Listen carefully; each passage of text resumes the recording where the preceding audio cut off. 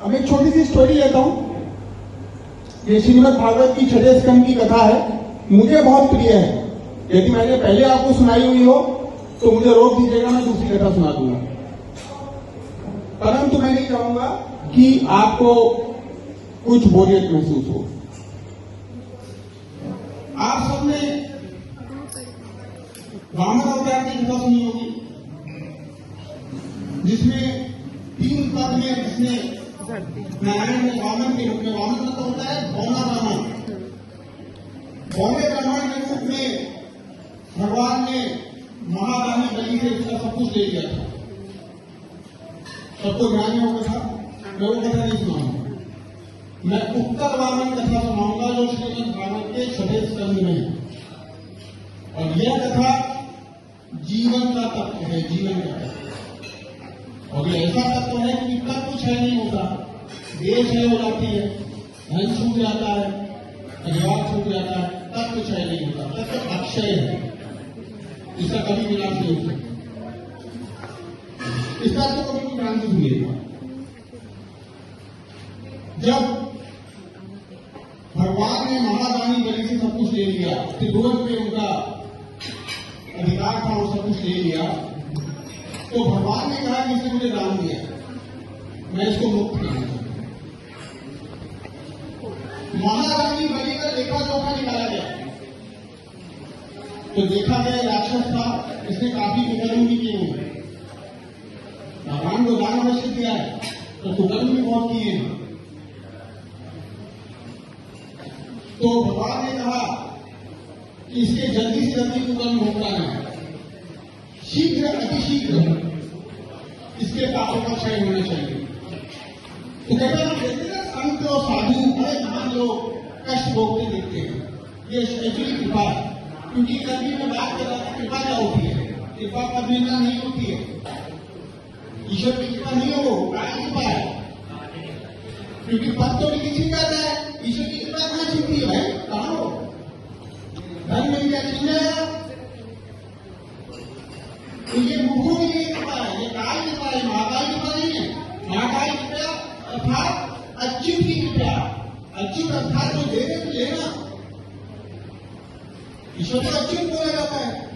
हाँ, तो मैं आ गया वापस खत्म कर रहा हूं कि भाई मुझे इसे कृपा देनी है, तो इसके लिए क्या किया, तो बोला साहब के बुरे कर्म को भुगताना है, इसके बुरे कर्म है वो खत्म करवाने। तो बोले क्या किया जाए, तो बोला इसको गधा बना दो।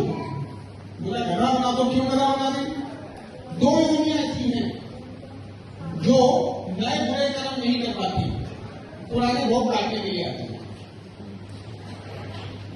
क्योंकि हिरण और गधा, बड़े बड़े साधु हिरण और गधे की योनि में आके मुक्त हुए।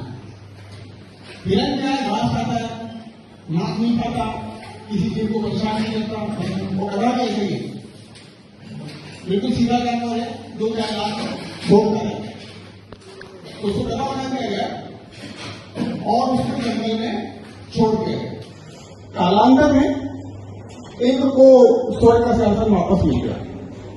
जब कुछ दिन भोगते हुए उसको ऐश्वर्य भोगते हुए कुछ दिन हो गए, तो इंद्र ने अपने कुछ देवताओं को बुलाया और बोला चलो बलि से मजे लेके आते, पता करो है कहां पर। बहुत परेशानी कर रहे थे। कथा का सार बहुत तत्व वाला। तो साहब बलि 2-3 देवताओं को लेकर, इंद्र 2-3 देवताओं को लेकर बलि से मजे लेने जाते हैं उस जंगल में जहां बलि गधा बन के घास चल रहा है। कल्पना करिए, इस दृश्य को अपनी आंखों के आगे रखिए। इंद्र मजा लेते हुए कहते हैं, अरे बलि तू तो बहुत बलवान था, कहां गया तेरा बल, कहां गया तेरा तेज, कहां गया तेरा वैभव, तू तो त्रिभुवन पे अधिकार करता था और अभी तू गधा बन के घास चल रहा है, सब समाप्त। तो बलि शांतिपूर्वक घास खाते रहते, काफी उपवास हुआ है इंद्र। तो फिर बलि अब क्या बोलते हैं, ये तक जब बलि का धैर्य जवाब दे जाता है तब बलि कहते हैं कि इंद्र, तू वही इंद्र है जो मेरी पदचाप सुन के कंदराओं में छुप जाता था, मेरे चलने की साउंड सुन के गुफाओं में छुप जाता था। तू वही इंद्र है जिस दिशा में मैं जाता था उस दिशा में तू सूर्य को प्रकाश करने के लिए कहता था, चाहे अंधेरा हो जाए। आगे बलि बोलते हैं, मेरी गति बहुत तेज थी, मेरी स्पीड बहुत तेज थी, पर क्या करूं, काल की गति मुझसे भी तेज निकली। तेरे को ज्ञान देता हूं इंद्र, तू अभी स्वर्ग का राजा बन के बैठा है और तू अपने आप को बहुत योग्य समझ रहा है, बहुत पात्र समझ रहा है कि तू डिजर्व करता है, इसलिए स्वर्ग के संसद में बैठा है। तेरे को मूल मंत्र देता हूं, इस भूमंडल का चक्कर लगा, इस भूमंडल का चक्कर लगा तो तू पाएगा कितने चतुर लोग घास काट रहे हैं और कितने मूर्ख लोग राजा बन के बैठे हैं। जिस योग्यता की बात तू कर रहा है, तू घूम गया।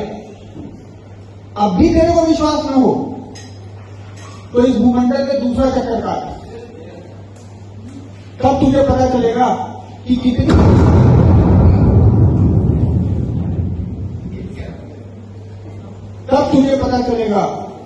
कितनी काली गलूटी स्त्रियों ने गुणी पतियों को प्राप्त किया हुआ है और कितनी सुंदरियां कुमारी बैठी हुई है। किस योग्यता की बात कर रहा है तू? कहां है तू? मात्र इतना जान कि काल तेरे पे इस वक्त मेहरबान है, मात्र इतना जान। जब काल अनुकूल होता है ना तो तेरी मूर्खताएं भी तेरी युक्तियां बन जाती हैं। अर्थात तुम्हारे जो उल्टे सीधे काम है वो भी सीधे पड़ते हैं, उल्टे पत्ते भी सीधे पड़ते हैं। और जब काल प्रतिकूल होता है ना, तेरी जो युक्तियां हैं ना वो भी मूर्खताएं बन जाती हैं। अतः योग्यता की बात मत करेंगे, मात्र इतना जान काल तेरे अनुकूल है। और आज भी ये बलि इतनी शक्ति रखता है कि एक मुष्टिया मार के तेरे को धरती पे गिरा सकता है और तू उठेगा नहीं। पर काल की गति को समझने वाला मैं बलि संयम रखकर बैठा हूं, मेरे संयम की परीक्षा न ले और चलेगा। इंद्र उनको प्रणाम करते हैं और चले जाते हैं। यह मूल सूत्र है, काल कृपा का खेल है संसार। काल कृपा से ऊपर उठोगे तो ही महाकाल कृपा मिलेगी, वरना इस काल कृपा का बहुत विशद जाल है, बहुत बड़ा जाल है कि आपको बनना मारेगा। अतः कभी भी संसार मिले तो बोलो, महाराज ईश्वर ये जो संसार मिला है ना, आपकी कृपा को और बढ़ाने के लिए इसका सदुपयोग करूंगा। वो ईश्वर की कृपा नहीं है, वो काल की कृपा है।